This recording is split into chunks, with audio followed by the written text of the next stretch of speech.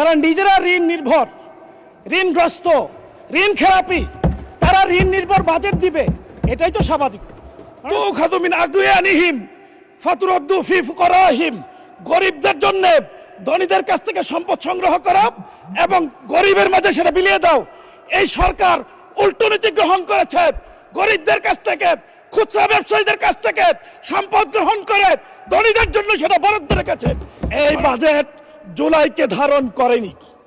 এই বাজেট আমার ওয়ালিউল্লাহ মুকদ্দাস ভাইয়ের গুম হওয়া সন্তানের কান্নার খবর রাখেনি। বাজেট আমার জীবনের গল্প, আমার পকেটের গল্প, আমার ভবিষ্যতের স্বপ্নের গল্প, বাংলাদেশের 18 কোটি মানুষের দৈনন্দিন জীবনের হিসাব নিকাশের গল্প। কিন্তু এবার মাননীয় অর্থমন্ত্রী যে বাজেট প্রকাশ করেছেন, প্রস্তাব করেছেন, এ বাজেট আসলে আশারে গল্প। মাননীয় স্পিকার, প্রায় 3.25 লক্ষ কোটি টাকা ঋণ নির্ভর যে বাজেট পেশ করা হয়েছে, সে বাজেট শুনে, ঋণের কথা শুনে আমাদের বিরোধী দলের অনেক সংসদ সদস্য উষ্মা প্রকাশ করেছেন, আশ্চর্য হয়েছেন। আমি কিন্তু একটু আশ্চর্য হইনি, কারণ যারা নিজেরা ঋণ নির্ভর, ঋণগ্রস্ত, ঋণ খেলাপি, তারা ঋণ নির্ভর বাজেট দিবে, এটাই তো স্বাভাবিক। মাননীয় স্পিকার, এ বাজেট পেশ করার আগেই বাংলাদেশে গত 4 মাসে এই সরকার এসে প্রায় অধিকাংশ পণ্যের মূল্য বৃদ্ধি করেছে। এ বাজেট পেশ করার আগেই 14টি ভোগ্য পণ্য সহ প্রায় বড় বড় যে পণ্যগুলো মানুষ নিত্যদিন ব্যবহার করে সেগুলোর মূল্য বৃদ্ধি পেয়েছে।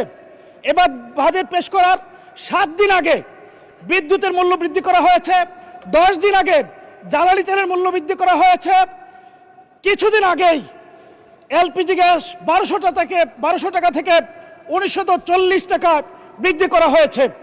মাননীয় স্পিকার, জ্বালানি তেলের মূল্য বৃদ্ধি, গ্যাসের মূল্য বৃদ্ধি, একই সাথে নিত্য প্রয়োজনীয় মূল্য বৃদ্ধির পাশাপাশি পরিবহন ভাড়া আকস্মিকভাবে এত বেশি বৃদ্ধি পেয়েছে, এটা বাংলাদেশের ইতিহাসে সর্বকালের সকল রেকর্ডকে ছাড়িয়ে গেছে।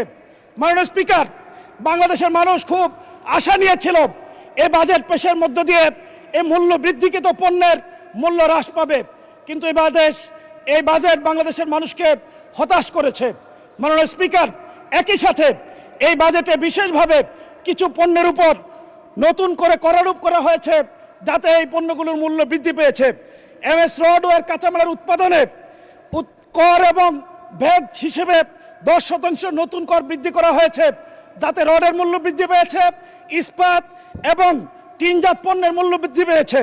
সাবান এবং শ্যাম্পুর কাঁচামালের উপর ভ্যাট অব্যাহতি কমিয়ে আনার কারণে ইতিমধ্যে এই দুটি পণ্যের মূল্য ইতিমধ্যে বৃদ্ধি পেয়েছে।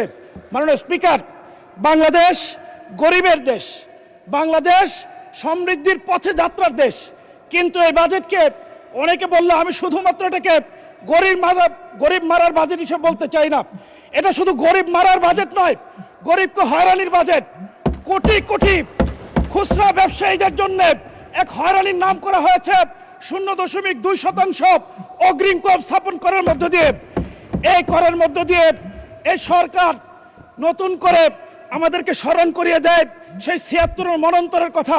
মাননীয় স্পিকার, আপনি জেনে থাকবেন, ইস্ট ইন্ডিয়া কোম্পানি যখন এই বাংলার দেওয়ানির দায়িত্ব পেয়েছিল, তখন তারা রেজা খান নামে এক ব্যক্তিকে ট্যাক্স আয়ের জন্য দায়িত্ব দিয়েছিল।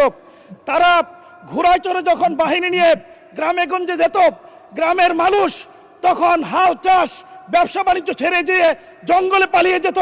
খুচরা ব্যবসায়ীদের মধ্যে ইতিমধ্যে আতঙ্ক শুরু হয়ে গেছে, তাদের উপর যে ভ্যাট করা হয়েছে তাদেরকে এখন পালিয়ে বেরোতে হবে, হয়রানির শিকার হতে হবে। মাননীয় স্পিকার, এই বাজেট হলো গরিবের জন্য তাচ্ছিল্য এবং অবহেলার বাজেট। এই বাজেটে কৃষি ও পল্লী উন্নয়ন খাতে 57,000 টাকা থেকে বাজেট কমিয়ে 53,000 কোটি টাকা করা হয়েছে। স্থানীয় সরকার এবং পল্লী উন্নয়ন খাতে গত বছর বরাদ্দ ছিল 5.9%, এবছর বরাদ্দ রাখা হয়েছে 4.6%, যা গত বছরের তুলনায় 1.3% কম। কৃষি খাতে ভর্তুকি কমানো হয়েছে, গত বছর ছিল 2.2%, এবছর করা হয়েছে 1.8%। মাননীয় স্পিকার, বার্ষিক উন্নয়ন কর্মসূচিতে কৃষি খাতে বরাদ্দ উন্নয়ন কমানো হয়েছে, গত অর্থ বছরে ছিল 8.9%, চলতি অর্থ বছরে করা হয়েছে 6.21%। মাননীয় স্পিকার, গ্রামীণ উন্নয়ন রক্ষণাবেক্ষণ খাতে বরাদ্দ রাখা হয়েছে মাত্র 400 কোটি টাকা। মাননীয় স্পিকার, ইসলামের বিধান হলো তো খাদুমিন আগুয়ানিহিম ফাতুরাদ্দু ফি ফুকারাহিম, গরিবদের জন্য ধনীদের কাছ থেকে সম্পদ সংগ্রহ করা এবং গরিবের মাঝে সেটা বিলিয়ে দাও। এই সরকার উল্টো নীতি গ্রহণ করেছে, গরিবদের কাছ থেকে খুচরা ব্যবসায়ীদের কাছ থেকে সম্পদ গ্রহণ করে ধনীদের জন্য সেটা বরাদ্দ রেখেছে। মাননীয় স্পিকার, এই সরকার অতীতের পথে হাঁটা শুরু করেছে। এই সরকার এই বাজেটে দুর্নীতিকে প্রমোট করেছে। দুর্নীতি দমন কমিশনে গত বছর বরাদ্দ ছিল 203 কোটি টাকা, এবার বরাদ্দ রাখা হয়েছে মাত্র 197 কোটি টাকা। 6 কোটি টাকা কম বরাদ্দ দিয়ে দুর্নীতিকে প্রমোট করেছে। মাননীয় স্পিকার, এই সরকার ক্ষমতায় আসার সাথে সাথে দুর্নীতি দমন কমিশনকে অচল করে দেওয়া হয়েছে। এই সরকার আসার কিছুদিনের মধ্যেই দুর্নীতি দমন কমিশনের চেয়ারম্যান সহ সকল সদস্য পদত্যাগ করেছে। এখন পর্যন্ত তারা দুর্নীতি দমন পুনর্গঠন করেনি, যার ফলশ্রুতিতে মেগা প্রকল্পের মাধ্যমে মেগা দুর্নীতি শুরু হয়েছে। মাননীয় স্পিকার, স্কুল ফিডিং প্রোগ্রাম থেকে এক সপ্তাহে ডিম, রুটি, কলা বাবদ প্রতি সপ্তাহে 17 কোটি টাকা লুটপাট করা হচ্ছে। মাননীয় স্পিকার, খাল খনন কর্মসূচিতে প্রতিদিন পত্রিকায় নতুন নতুন দুর্নীতির খবর আসছে। মাননীয় স্পিকার, দুর্নীতির নতুন রুল মডেল হয়েছে। এখন ক্যালকুলেটরে হিসাব করে 10 থেকে 15% পর্যন্ত ঘুষ নেওয়া হচ্ছে। মাননীয় স্পিকার, দুর্নীতিকে প্রমোট করার জন্য সারোয়ার আলমের মতো সৎ, শিক্ষিত, সদারপি এই বাংলাদেশের একজন ক্লিন ইমেজের ডিসিকে সিলেট থেকে প্রত্যাহার করা হয়েছে। মাননীয় স্পিকার, নতুন করে এনবিআর থেকে মতিউরের মতো আনোয়ার খুঁজে পাওয়া যাচ্ছে। মতিউরের ছিল 500 কোটি টাকার দুর্নীতি, আনোয়ারের দুর্নীতি পাওয়া গেছে 900 কোটি টাকা। মাননীয় স্পিকার, বাংলাদেশ রেস্টুরেন্ট ওনার্স অ্যাসোসিয়েশনের মালিক তিনি বলেছেন, যে এনবিআর বাজেট প্রণয়নে যুক্ত থাকে, যে এনবিআর করারূপ করে, যে এনবিআর ভোট করে, সেই এনবিআর যে পরিমাণ দুর্নীতি করে সেটা যদি নেওয়া হয় তাহলে বাংলাদেশে বাজেটের দরকার হবে না। মাননীয় স্পিকার, আমাদের জন্য অত্যন্ত হতাশার খবর।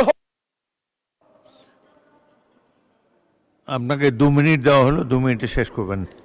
মাননীয় স্পিকার, আমাদের জন্য অত্যন্ত হতাশার হলো এই বাজেট জুলাইকে ধারণ করেনি। এই বাজেট আমার ওয়ালিউল্লাহ মুকদ্দাস ভাইয়ের গুম হওয়া সন্তানের কান্নার খবর রাখেনি। গুম কমিশনের জন্য এই বাজেট 1 টাকা বরাদ্দ রাখেনি। মাননীয় স্পিকার, আমি সর্বশেষ বলতে চাই, মাথায় অতিরিক্ত বোঝা নিয়ে পাহাড়ের চূড়ায় চড়া যায় না, স্বপ্ন দেখা যায়, পৌঁছা যায় না। মাননীয় স্পিকার, সমুদ্রের জলরাশি অনেক বেশি, কিন্তু কোনো পিপাসার্থা মানুষের পিপাসা মেটাতে পারে না। কিন্তু সামান্য কূপের পানি শত শত বছর ধরে হাজার হাজার মানুষের পিপাসা মেটাতে পারে। সুতরাং বাজেট বড় হলেই চলবে না, ঋণ নিয়ে কোটি টাকা বরাদ্দ রাখার মধ্যে বাজেট নয়। দুর্নীতি কমিয়ে সুশাসন নিশ্চিত করে ন্যায় ভিত্তিক, ইনসাফ ভিত্তিক, জাকাত ভিত্তিক ইসলামের আদলে যদি খরচ করা যায়, কম বাজেটেই বাংলাদেশকে কাঙ্ক্ষিত গন্তব্যে পৌঁছে দেওয়া সম্ভব।